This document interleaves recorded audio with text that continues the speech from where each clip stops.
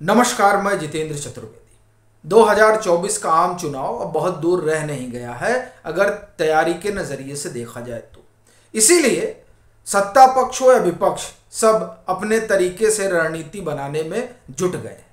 इसमें 5 राज्य ऐसे हैं जो विपक्ष की राजनीति की धुरी बने हुए हैं। अब उसमें से 2 में बड़ा खेल हो गया है और उस खेल से 88 सीटों का समीकरण गड़बड़ा गया है। वो समीकरण जिसे साध कर कांग्रेस की अगुवाई वाला विपक्ष ये मानकर चल रहा था कि 303 में से अगर 88 सीटें माइनस कर दी जाएंगी तो भाजपा औंधे मुंह गिर पड़ेगी। लेकिन भाजपा ने जो दांव चला उसके बाद से इन 88 सीटों पर पूरा सियासी गुड़ा भाग ही बदल गया।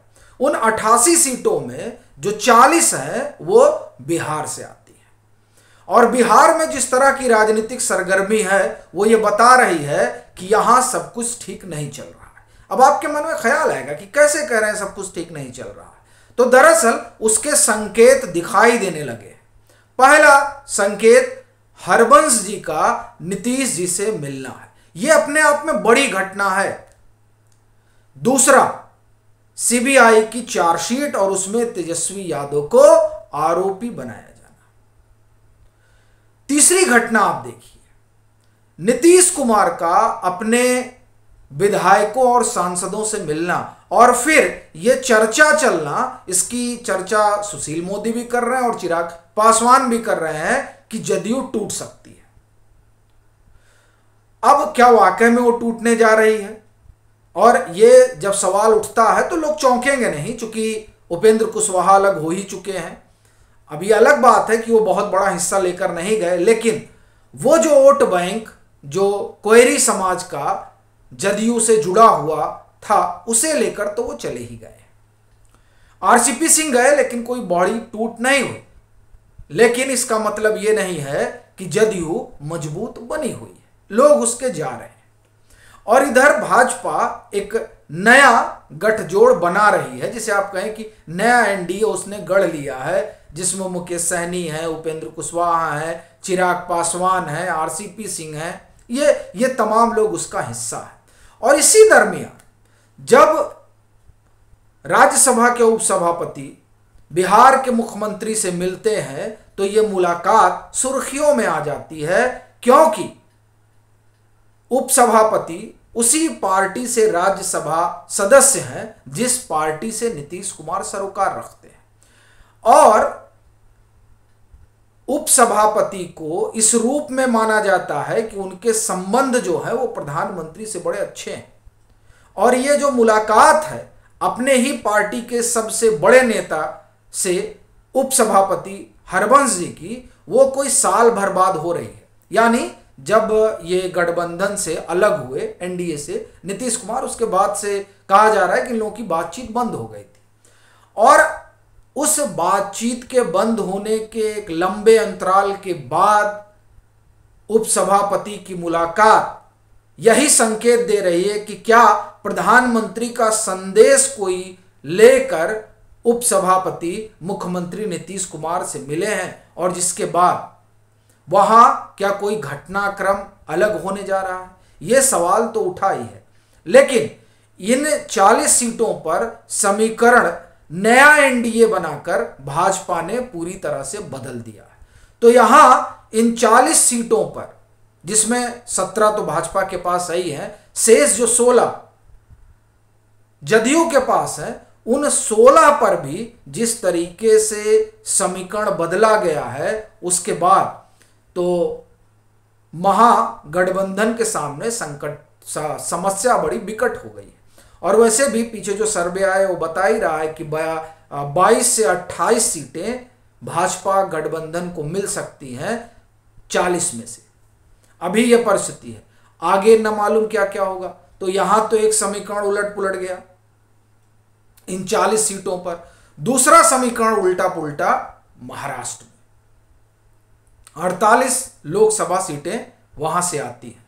भाजपा ने पिछली बार 42 सीटें संभवतः जीती थी शिवसेना गठबंधन के साथ। अब शिवसेना अलग हो गई थी और वो महाविकास अघाड़ी का हिस्सा बन गई थी, यानी एनसीपी और कांग्रेस के साथ शिवसेना ने गठजोड़ कर लिया था। और स्वाभाविक है उस गठजोड़ के बाद भाजपा की स्थिति वहां कमजोर हुई थी। बावजूद इसके कि शिवसेना टूटी और एकनाथ शिंदे धनुष बाण लेकर तो चले आए, मगर जो जमीनी हकीकत थी वो बता रही थी कि इसके बावजूद भी महाविकास अघाड़ी अभी कमजोर नहीं हुई है जमीन पर। उसका जो मत प्रतिशत है वो अभी भी भाजपा और एकनाथ शिंदे के गठजोड़ से ज्यादा बड़ा है। तो ऐसी परिस्थिति में एक और टेक ऑफ चाहिए था भाजपा को, जो मिला अजीत पवार के एनसीपी को ले उड़ने से। और अब जो वहां परिस्थितियां बनी हैं वो परिस्थितियां भाजपा के लिहाज से अपर हैंड वाली हैं। अब वो ये कहा जा रहा है कि अपनी मूल स्थिति में वापस आ सकती है, यानी जिन 88 सीटों पर गुड़ा भाग करके यहां कम करने की कवायद चल रही थी, उन 88 सीटों पर आज अगर देखा जाए तो यह माना जा रहा है कि इन 88 में से तकरीबन 67 से 70 सीटें जो है वो भाजपा हासिल कर सकती है। और खास तौर से महाराष्ट्र में जहां बड़े दंड की संभावना जताई जा रही थी, वहां तो परिस्थिति पूरा भाजपा ने बदल ही दी है।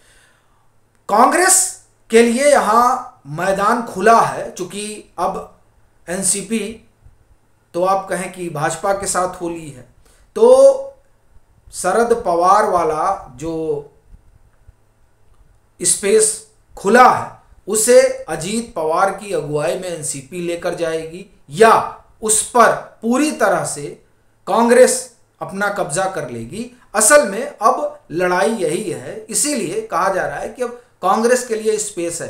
लेकिन बड़ी चीज यह है कि कांग्रेस को इसके लिए वैसा नेतृत्व चाहिए महाराष्ट्र में, वैसा संगठन चाहिए महाराष्ट्र में, और वैसा टेम्परामेंट चाहिए महाराष्ट्र में। अगर सावरकर पर जिस तरह से राहुल गांधी और उनकी टीम हमला करती है वही चलता रहा, तो जो स्पेस मिला है कांग्रेस को एनसीपी के इधर उधर होने से, वो स्पेस भी कालांतर में एनसीपी हथिया लेगी अजीत पवार की अगुवाई में। तो स्पेस तो है, लेकिन उसको ऑक्युपाई कैसे कर पाती है भाजपा, कांग्रेस, माफ करिएगा कांग्रेस, ये देखने वाली बात रहेगी।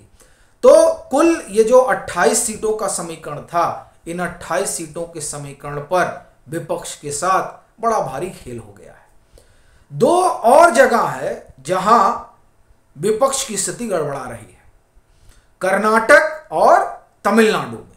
यहां जो ये कावेरी वाला मुद्दा है वो ऐसा लग रहा है कि ये जल विवाद गहराएगा, और जब ये गहराएगा तो जो विपक्षी एका का ताना बाना बुना जा रहा है, उस ताने बाने में यहां भी एक डेंट लगेगा। और दूसरा, जो कांग्रेस ने एक उम्मीद पाली थी, और पाली थी क्या, पाल रखी है, कि दक्षिण में 130 सीटें हैं और यहां वो ज्यादा से ज्यादा हासिल कर सकती है। ये जो विवाद उभरता दिखाई दे रहा है कर्नाटक और तमिलनाडु के बीच, ये विवाद कहीं कांग्रेस की उस महत्वाकांक्षा पर भी ग्रहण न लगाते, और यह संभावना बढ़ती जा रही है। चूंकि कर्नाटक में जेडीएस भाजपा के साथ आ रही है, इस तरह की चर्चा तेज हो चुकी है। अब अगर कर्नाटक और तमिलनाडु के बीच जल विवाद पैदा होता है तो कर्नाटक में कांग्रेस की सरकार है और तमिलनाडु में डीएमके की, तो डीएमके कभी भी कांग्रेस के साथ गठजोड़ नहीं करेगी ऐसी परिस्थिति में, जब विवाद पैदा होने की संभावना बताई जा रही है जल को लेकर, पानी को लेकर। तो वो जो गठबंधन वहां बनने की कवायद चल रही थी वो अभी औंधे मुंह गिर जाएगा। तो ऐसी स्थिति में अगर आप देखेंगे तो 205 सीटों पर, चूंकि 48 महाराष्ट्र, 40 बिहार, 28 कर्नाटक और 39 तमिलनाडु, ये कुल 205 सीटें होती हैं। इन 205 सीटों पर विपक्ष का पूरा खेल गड़बड़ाता हुआ दिख रहा है। आपकी अपनी क्या राय है जरूर साझा करें। मतांतर से नहीं जुड़े हैं तो जुड़ें, वीडियो को लाइक करें और खूब शेयर करें।